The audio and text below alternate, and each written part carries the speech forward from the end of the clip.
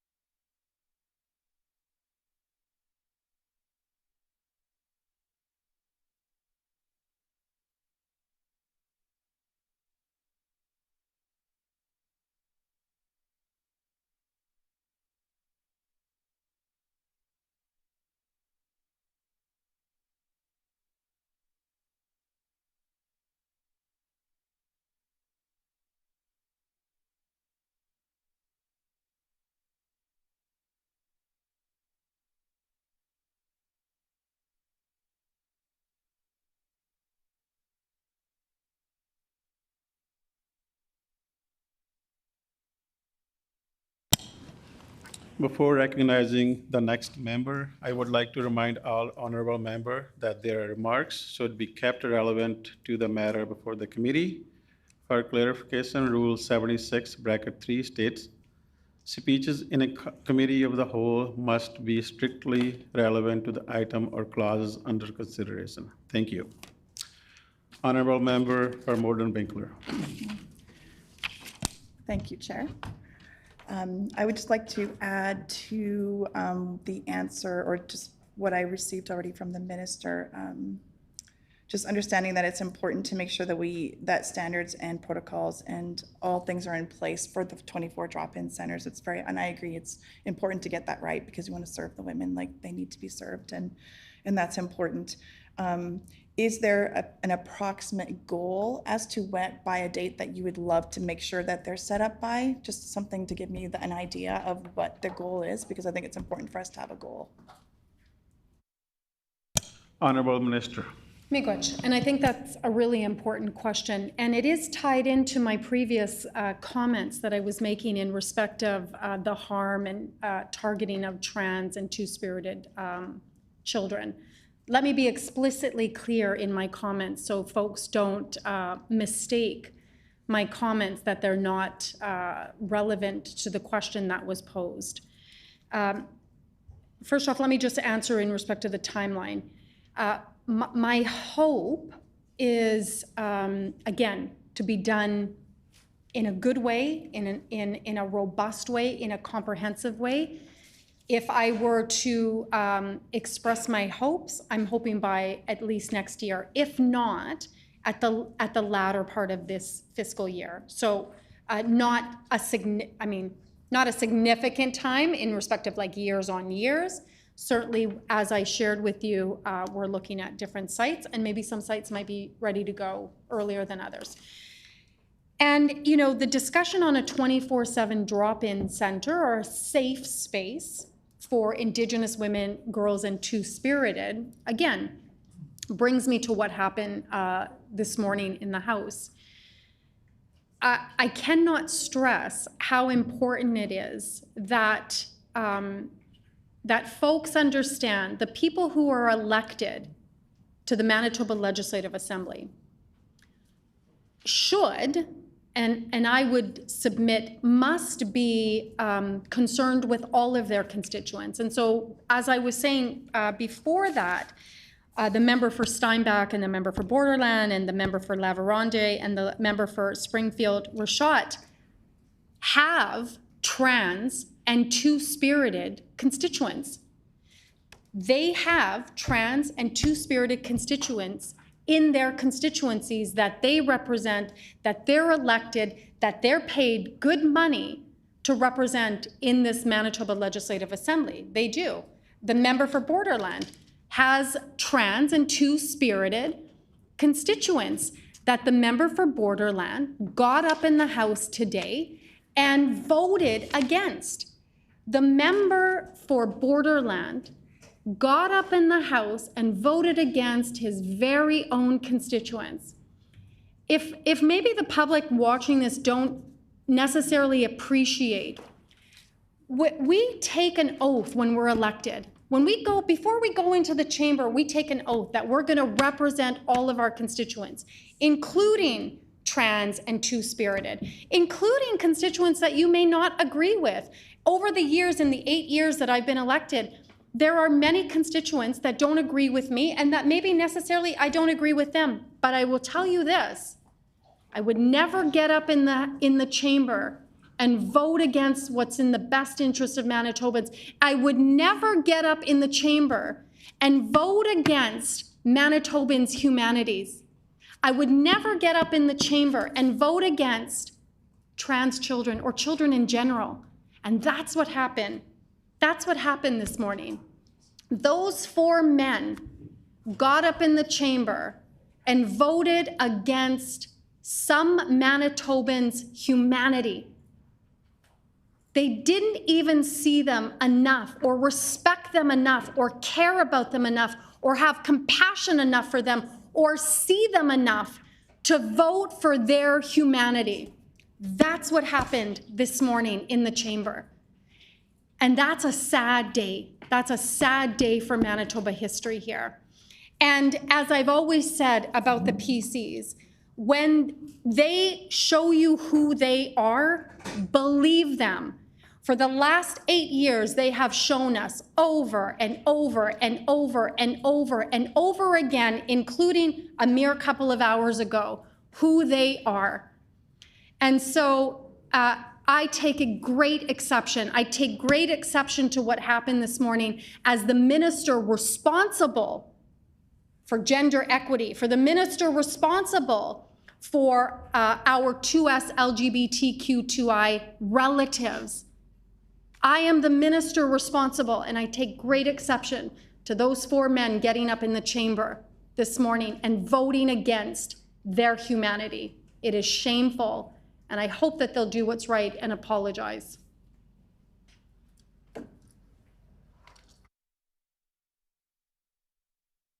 Honorable Member Parmorden Winkler. Thank you, Chair. I would like to ask another question about what we're here about in regards to Clare's Law is one of the components of intimate partner violence. I just wanted to, actually, just 1 second here, sorry. Can the minister share an expected proclamation date for Clare's Law? The Disclosure to Protect Against Intimate Partner Violence Act that received assent in November of 2022.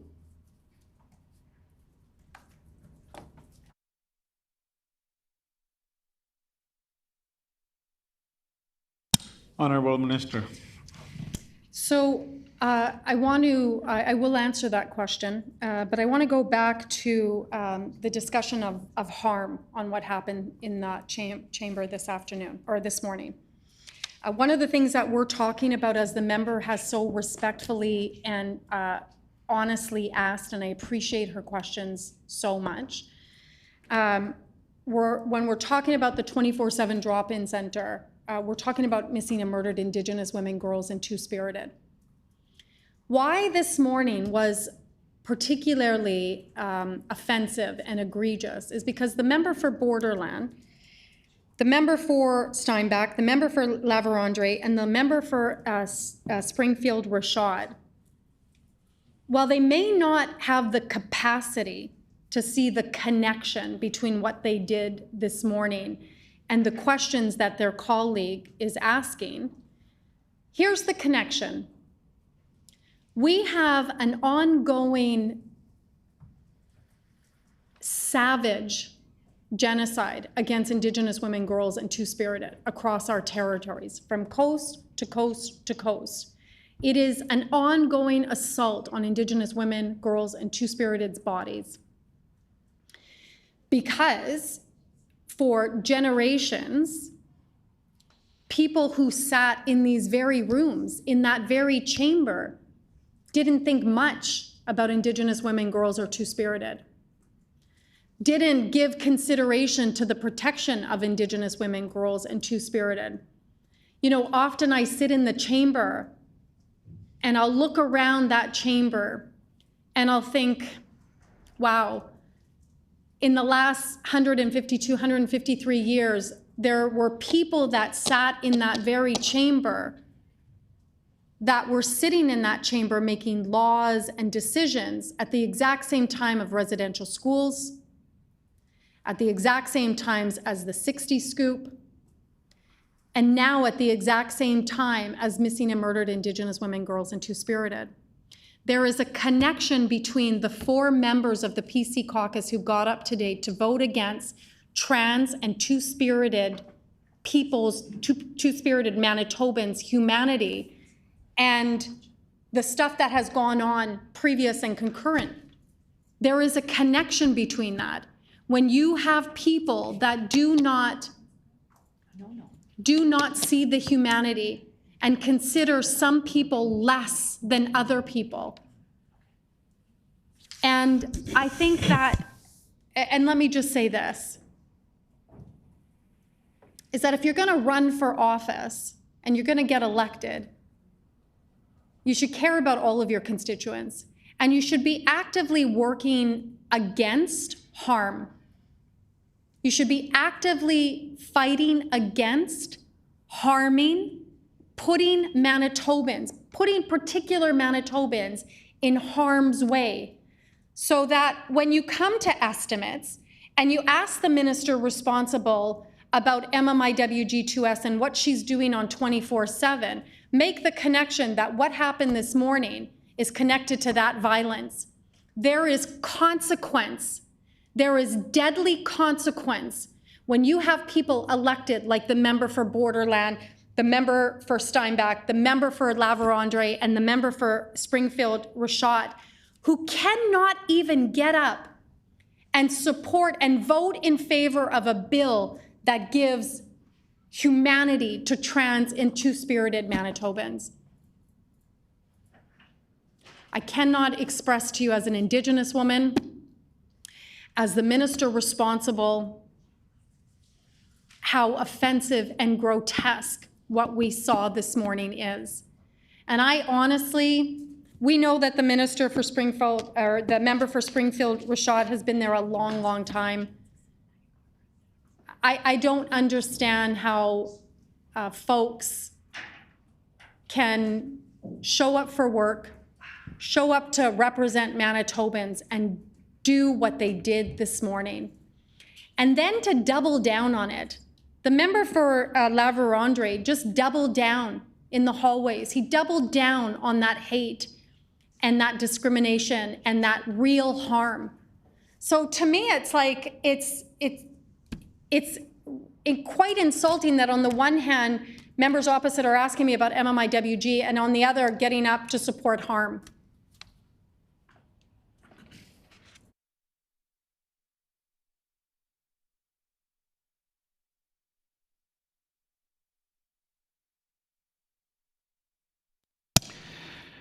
Honorable Member for Morden Winkler.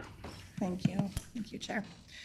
I just want to let the minister know that the harm and protection of my constituents is always number one in me, and that is, I believe, part of what I believe in as well as a person and as a legislature. So I just need to say that out loud because I am definitely a firm believer in protection, and nobody should be ever harmed. But I just need to put that, make that clear. And I'm sure, yeah, anyway. Another question I have for the minister, Manitoba has a high level of intimate partner violence. Can the minister provide us with the most current statistics specifically for Manitoba?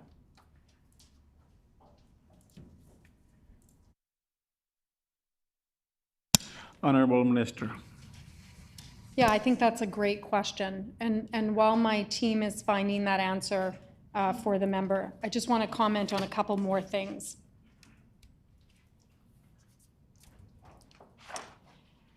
I want to give equal attention to everybody. And so I think it's important to point out that the member for Portage-La Prairie sat through the committee. And also, let me just say, I appreciate your opening comments. I appreciate that. However, you all did run in a campaign that targeted trans kids and targeted for abominably murdered Indigenous women. You all signed on to that and you co-signed that. The member for Portage-La Prairie sat on the committee for my colleague's bill. And the member said that he was deeply moved by what he heard. And yet, he still let his caucus vote in a way that showed disrespect and harm and hate and disregard because now you're being held accountable for an abominably harmful political campaign for the 2023 election. You can't on the one hand say that, try and backtrack, but you signed on to it, you got elected, and then on the other hand, sit in committee and say you're deeply moved by hearing Manitobans who came to present at committee, who shared their heart, their spirit, their lives, their experiences, their joys, their pain, their trauma. You can't sit through that and then sit in a caucus with 4 individuals that we know about. Because again, there were many individual PC members that were not there during the election. And sit in that caucus and be okay with that. We know about the member for Borderland. We know about the member for Steinbach. We know about the member for La Vérendrye. We know about this member for Springfield Rashot. There were many that weren't there that didn't vote. Was that strategic? Probably, who knows? But I can tell you this, that if members of my caucus, our team, got up in the chamber and stood against people's humanity, nobody would stand for that. Nobody would stand for that. So again, we're talking about violence. We're talking about violence against women. We're talking about violence against children. We're talking about Two-Spirited. We're talking about MMIWG2S here this afternoon. You cannot disconnect those questions from what happened in the chamber this morning.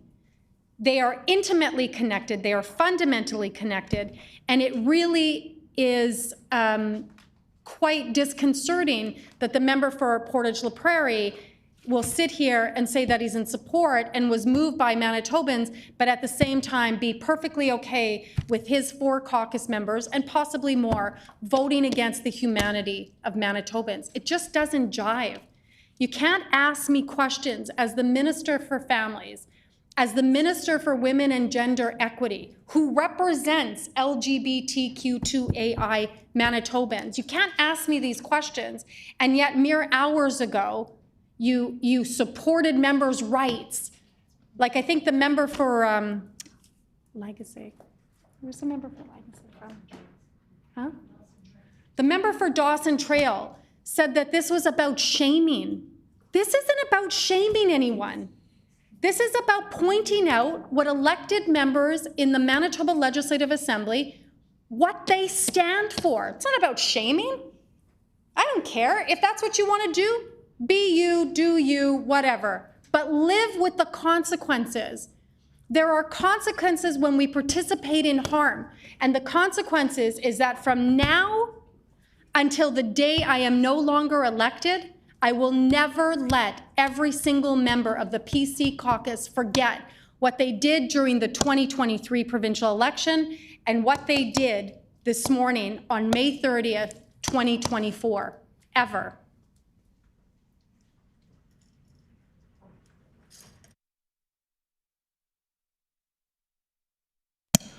Honorable member for Morden Binkler. I'd just like to ask again, can the minister share an expected proclamation date for the Clare's Law?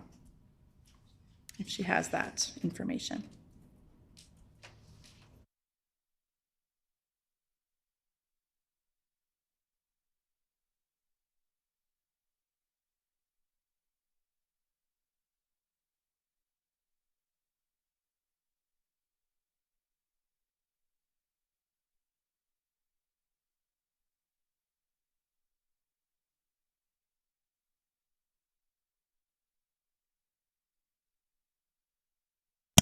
Honorable Minister. Miigwech for that question to my colleague. In respect of Clare's Law, the Departments of Families and Justice are working together and are working with key community stakeholders to build out the regulation and then to build out the program. It's vital that the work is done in partnership with community, and in the same way that we're talking about the 24/7 drop-in centers, we need to do it right and not rush this. We expect the act to be proclaimed early 2025, give or take. And let me just be explicitly clear that as minister responsible, I will never rush anything. I'm never going to rush anything for the sake of doing it. I want to make sure that we're doing it right. And then some of the key partners, community partners that we're working with in respect of this is Gani Ganitsik, the Center for Child Protection, the Manitoba Association of Women's Shelters, the WPS, the RCMP, Brandon Police, DOPS, all of those that are on the front lines. And I have to just share with the member, I think the member will appreciate this, that since becoming a minister, a lot of the work that I do is making sure that I go and visit all of those shelters and those community partners. And I know the member a couple of days ago said that she had an opportunity to go and visit Marymount and found that really a good visit. And it's important work, and it's certainly important work as the minister to be able to go and visit all of our community partners. And so I spend a lot of time doing that, ensuring that I see firsthand what's going on the front lines. So for instance, the Dauphin Women's Shelter, I've been there twice now. I've been to Dauphin, I cannot even tell you how many times I've been to Dauphin to ensure that I'm visiting with our programs and those that are on the front lines. Gani Ganitsik is doing some really good work at supporting victims of violence. Gani Ganitsik has been doing this work for a long, long time, and they are, in my mind, one of the examples of, you know, an Indigenous organization that is Indigenous-led and doing really transformative work. And then the other, I don't know when, but maybe I'm going to say 6 weeks ago. I'm not sure.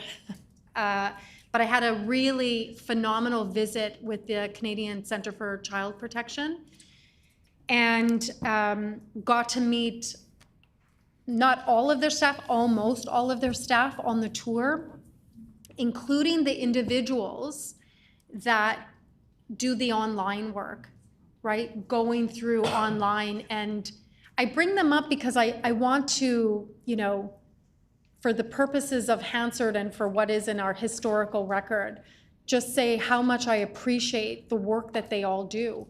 It is not easy work. And I can imagine that, you know, watching videos and pictures is quite traumatizing. And yet we have Manitobans that do that work to protect our children, right? So I want to give them a shout out. And I just want to say that one of the statistics that I found quite shocking, although knowing that it was high, but not realizing it was that high, was the exponential growth since the advent of COVID on sextortion rates. And so they said that, you know, where their sextortion rates were probably around, you know, the 300-400 cases, they're now at the 3,500 complaints of sextortion.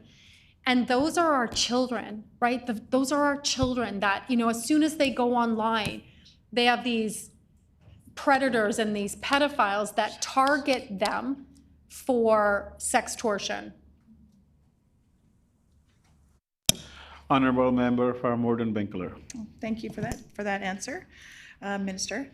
I would like to just to clarify, just get a little more information about that. I know that because Manitoba has one of the highest levels of intimate partner violence, and you're doing the Clare's Law, which is coming into effect, the 24/7 drop-in shelters, which is also a great program that's going to be coming into effect.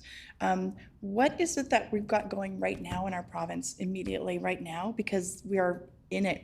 We don't have time, and like there's a lot of women that need help right now. What are the programs that we have right now for the women that need that help right at this moment?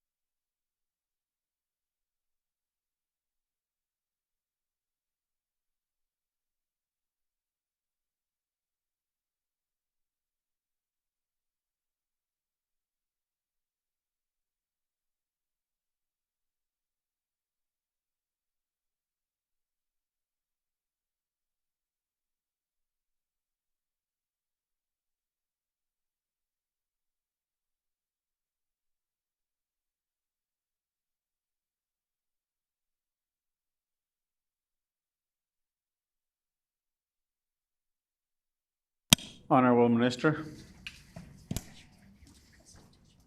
This is what 2022. So that's on that stats. Pardon me. Honorable Minister. Sorry about that. So I want to go back to your question on stats.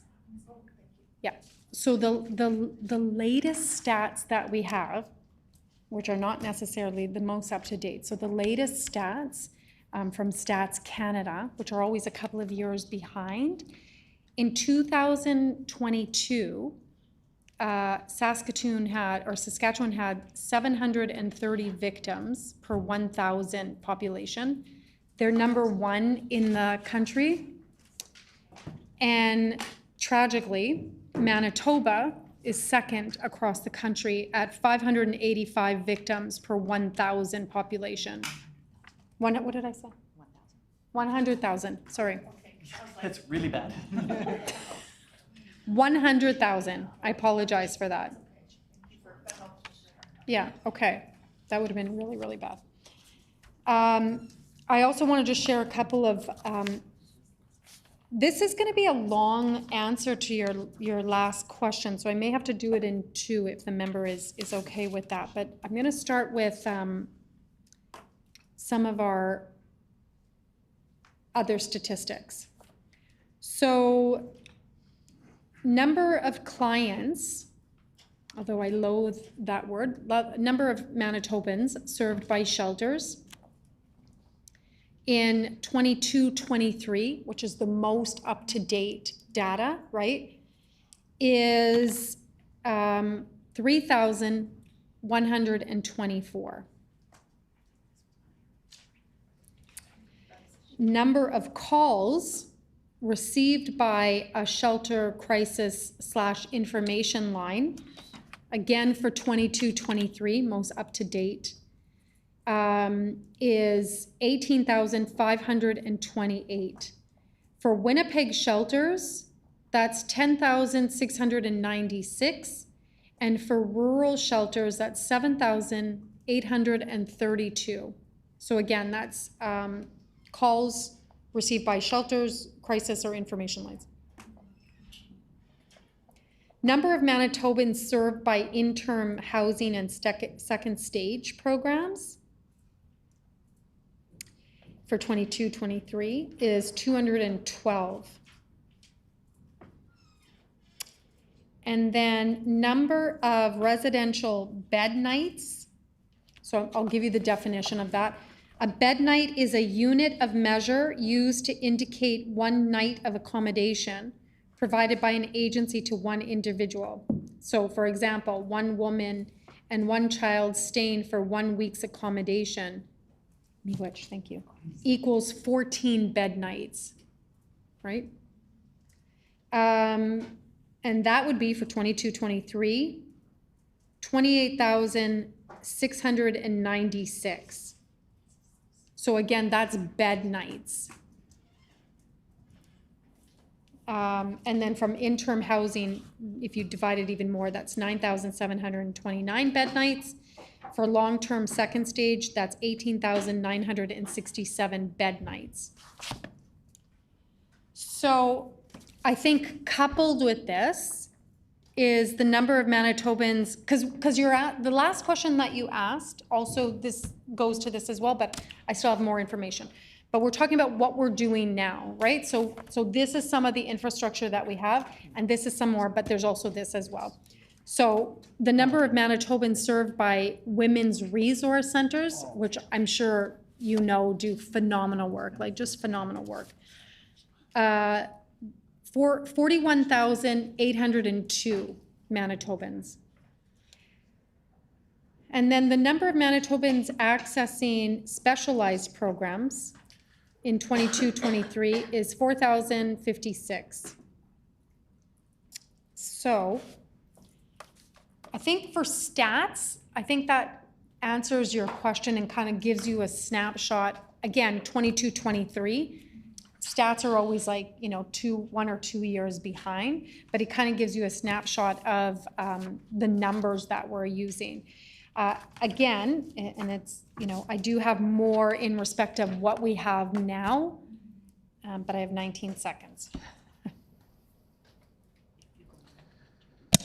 Just a friendly reminder, comment can be put through the chair only instead of a direct comment. Yep. So honorable member for Morden Winkler. Thank you, Chair. If the minister would like to continue speaking about that specifically and about the different programs available right now, that would be great. Thank you. Honorable Minister. And not that I'm trying to push it, because I'm truly not. I actually, even after this question, I have more information. That's more as well. So if you want, I can, but we'll see as we get there. So I just want to go in respect of some of the infrastructure that we have across the province. And by that, I mean like women's resource centers, shelters, all of that, because collectively, that infrastructure goes to support Manitoba women and girls and Two-Spirited and trans.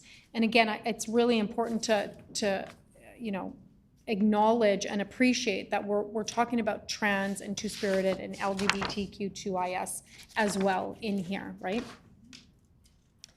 So we've got a safe space program at Velma's house at Gani Ganitsik. And Velma's house, as I said, or did I mention Velma's house? No, before. Okay, so I was mentioning Gani Ganitsik. So Gani Ganitsik, which I already talked about, do phenomenal work. And they've got Velma's house. Velma's house was named after an elder in our community. Her name was Velma Orvis. Velma was actually friends with my kukum, with my grandmother. And she was a phenomenal woman who, for as long as I knew her and for as long as everybody knew her, just worked for the community. She wanted our women to be safe. She wanted our children to be safe. She wanted our trans and Two-Spirited community to be safe. She was honestly one of the kindest and most humble elders, matriarchs that we had. And so Gani Ganitsik named this safe space after Velma. And so it's called Velma's house.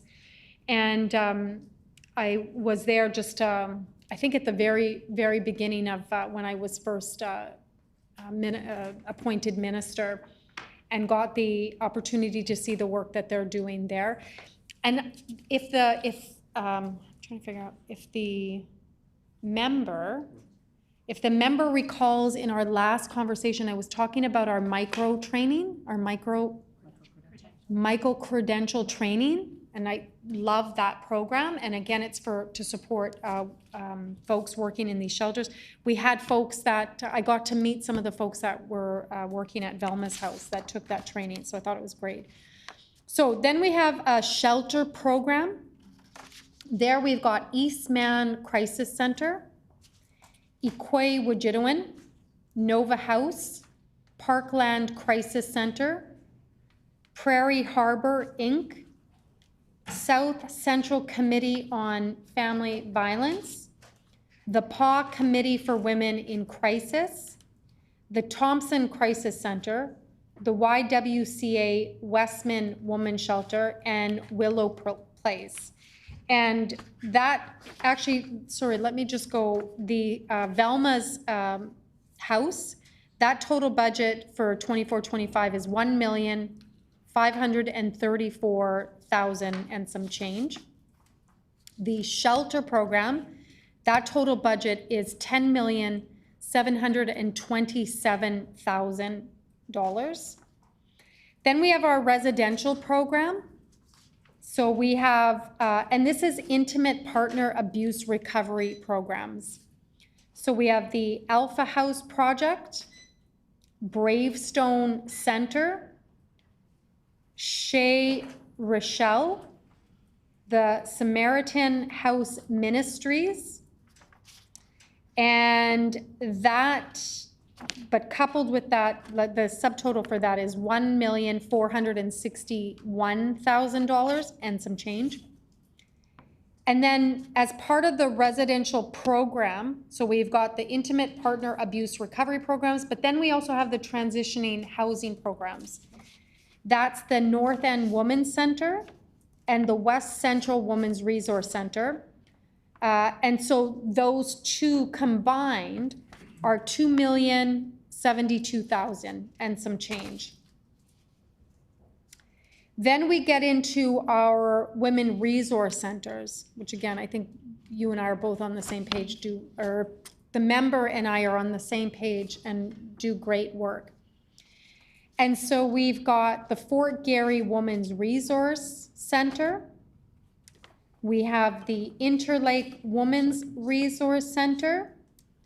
We have the Lakeshore Family Resource Center. And, well, still going on, the North End Women's Center. Honorable Minister's time has expired.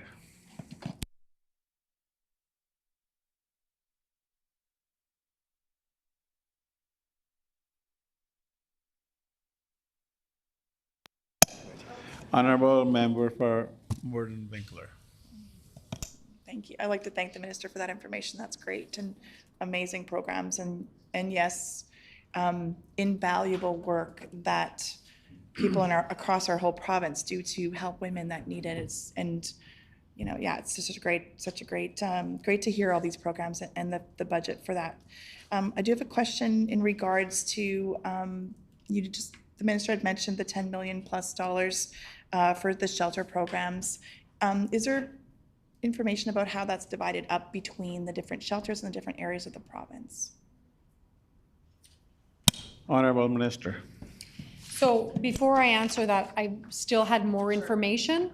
Do you want me to go through that information and then, or does the member want me to go through that information to continue with that? Okay. So I ended off on the resource center with the North End Women's Center. Then we have the Pluriel Manitoba, again, resource center. They were, in fact, they were just in the chamber, I believe, last week. The member for St. Boniface had them in for a member statement. They were just in. Then we have Swan Valley Crisis Center. We have West Central Women's Resource Center, Western Manitoba Women's Regional Resource Center, Women's Safe Haven Resource Services. So the total budget for the Resource Center program for all of that is $4,133,000. Then we have a specialized program. So we've got the Brandon Couples Counseling. We have the Counseling Center, and that's specifically for men's counseling, which I'm all for. We've got a couples counseling project at the U of M. We've got Mama Way, the Spirit of Peace program. We've got Men Are Part of the Solution, or MAPS. Then we have the Norwest Co-op Community Health. We have the Survivors Hope Crisis Center. We have Wabung Abanuchiak. So for all of these that I've read out and shared as our infrastructure for dealing with violence or intimate partner violence, gender-based violence, the total budget is $20,576,600. So I'll go back to, the member had asked for the individual amounts, so I'll go back to that. The Eastman Crisis Center gets $791,000 and some change. Equay Wujidawin gets $1,291,000. Nova House gets $1,051,800.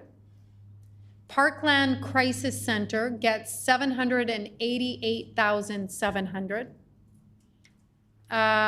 Prairie Harbor gets $752,900. I hope I'm reading this right. Yeah. Oh, perfect. Yeah, Miigwech.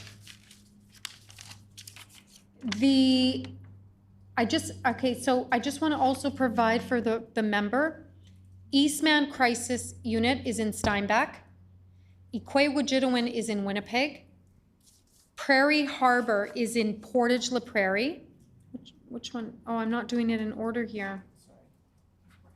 Okay, let me do it this way. Sorry, I'm trying to give you where they are and the amount. What was my last one? The South Central Committee on Family Violence, which is in Winkler, gets $772,000. The Thompson Crisis Center, which is in Thompson, gets $1,670,000.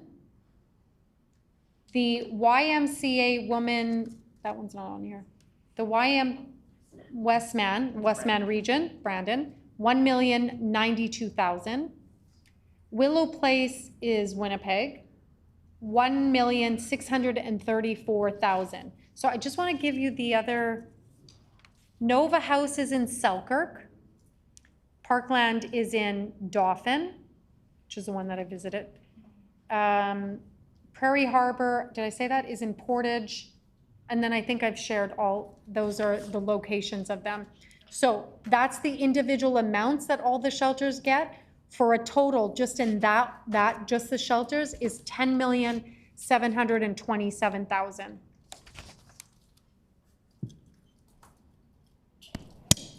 Honorable Member from Warden Winkler. Thank you, Minister, for that information. Greatly appreciated. I would like to jump over, I have some more questions, but I'm going to jump over to a different topic just because we're not have much time. I'd like to jump over to EIA, some questions about that. I believe there's such a need and such a large demographic of our province that are utilizing that program. And I just want to ask the minister if she can describe the specific initiatives the department is undertaking to increase the numbers of Manitobans who are receiving EIA to find meaningful employment.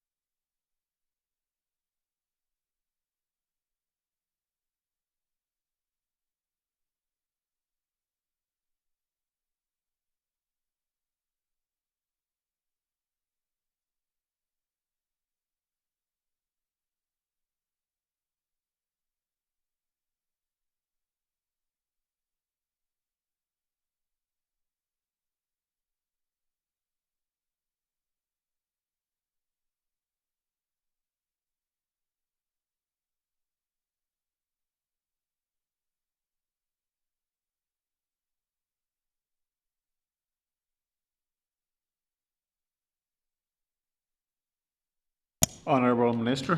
Miigwech. Miigwech for the question. One of the things as well is in my mandate letter from the Premier identified that I would work to break down barriers in respect to Manitobans accessing EIA. And so that's something that our department is engaged in as well. And the member will know that I guess on Monday, one of those pieces of legislation that will pass and receive royal assent will be one of my bills, which identifies accessing or that education is actually a component now and a legitimate component at getting back onto the labor market, which I think is really good. And I actually want to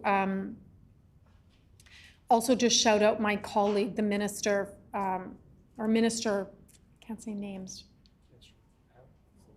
Minister, but I can't say last names. I want to shout out the Minister for Labor and Immigration, because actually it was the Minister for Labor and Immigration, when we were still in opposition, that she brought forward this bill. And so I want to give her a shout out. And on Monday, it will receive royal assent. So the Department of Families undertakes an analysis of data to determine areas where there are needs for employment supports for EIA recipients who have unique barriers to employment. The department has entered into partnerships with various community organizations that address unique barriers such as single parents, Indigenous Manitoba individuals, former youth in care, individuals with justice involvement. The department is currently reviewing the outcomes of many of its partnerships to determine the effectiveness of program and services. The department employs a data-informed approach to collect and analyze data on community organizations' performance and accountability. This approach helps the department determine which programs are most effective in moving EIA recipients to employment and the sustainability of the program models.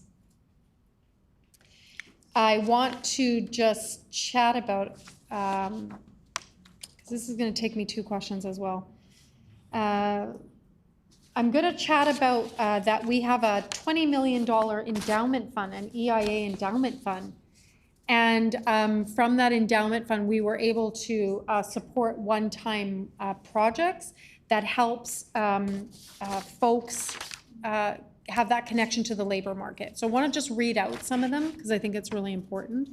So the West Central Women's Resource Center, the project name is Supports Towards Empowerment Program, which I love that language, right? For so long, I think that, you know, in the language of welfare has been so disparaging, but really we're trying to not shame Manitobans that need help, but really lift up and work with and have compassion with Manitobans, right? Sarah Riel, they've got the Employment Development Program. Abilities Manitoba has the Increasing Wellness and Economic Stability Program. The Daniel McIntyre St. Matthews Community Association has the PrEP Employment First Program. Manitoba Possible has the Money Management Programming. Youth Employment Services, or YES Manitoba, has the Building Employability Skills for Today's, and in brackets, BEST, so that's the acronym, youth program. The Canadian Mental Health Association has Employment with Supports for Youth. Taking Charge has Counseling Services program. The Link Youth and Family Supports and the Momentum Center and United Way Winnipeg has the Still Here, supporting young people to successfully transition into and maintain participation in the labor market. Opportunities for Employment has the Demand-Led Employment Program. Indigenous Youth Programming, so specific, has the Center for Aboriginal Human Resource Development. They've got the Learner Readiness Program. The Albert Chartrand Friendship Center, they've got the Succeed Connections Path to Employment. Manitoba Moon Voices, which works with Indigenous women, has the Next Step in Our Journey program. Nadinaway Youth Resource Center has They Take Care of Each Other program. Ready, Set, Go, Work Ready program. Honorable Member for Morden Winkler. Thank you, Minister, for all that information, and it's so important. If you would be willing to table the information so I can ask the next question, I would love that. It'd be great. I just want to add to the conversation that I appreciate the words that you're sharing about taking away the stigma, taking away the word welfare, because it's not about that. It's about empowering. It's about giving women, single parents, families that leg up, that have found themselves in a hard situation and that need that help. So that's something that's really important to me as well. I can honestly sit here and say I'm a product of having been able to use the program, the EIA program. I found myself as a single mom with a baby and a 2-year-old instantly overnight. And that was what I needed for 6 months. They picked me up, they took me and helped me. So that is something that is just such an invaluable organization and a part of what we can do as a social program for our province, for the women and families that are in need of that. So I'm a firm believer in whatever we can do to help women and people get on their feet when they're in a hard place. So my question would be, what are some of the trends the minister and the department are seeing with the EIA program? Are they seeing trends in more women or more men coming in, single parents? Are families staying on the program longer than they used to, or are we getting them back on their feet faster? What are those trends? And I'm okay if you want to table some information, because I would love to know as much as possible. But again, just such a great program, used so well by so many people that need it. So thank you.